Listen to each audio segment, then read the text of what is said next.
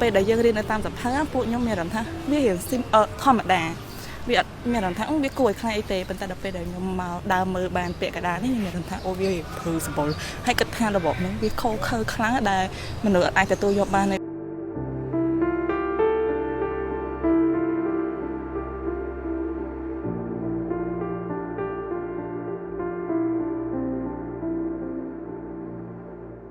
ពេលឃើញអញ្ចឹងទៅយើងមានអារម្មណ៍របៀបដូចរន្ធត់ដែលគេធ្វើទារុណកម្មខ្លាំងពេកដាក់ជាជនខ្មែរយើងទៅជាខ្មែរគ្នាឯងក៏នៅតែធ្វើជាខ្លាំងអញ្ចឹងធ្ងន់អញ្ចឹង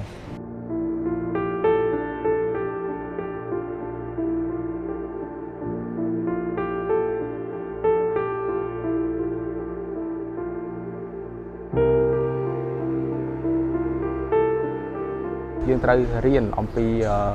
ប្រវត្តិសាស្ត្ររបស់យើងនិងរៀនអំពីពូជសាសន៍របស់យើងតើអ្វីដែលយើងអាចជៀសផុតនិងយើងមុននឹងយើងធ្វើអ្វីមួយយើងត្រូវតែមានការត្រេះរិះពិចារណាឲ្យបានត្រឹមត្រូវនិងមួយវិញទៀតគឺត្រូវមានការរួបរวมសាមគ្គីគ្នាជាធ្លុងមួយដើម្បីកុំឲ្យប្រជាជាតិយើងធ្លាក់នៅក្នុងរបបកម្ពុជាប្រជាធិបតេយ្យនេះទៀត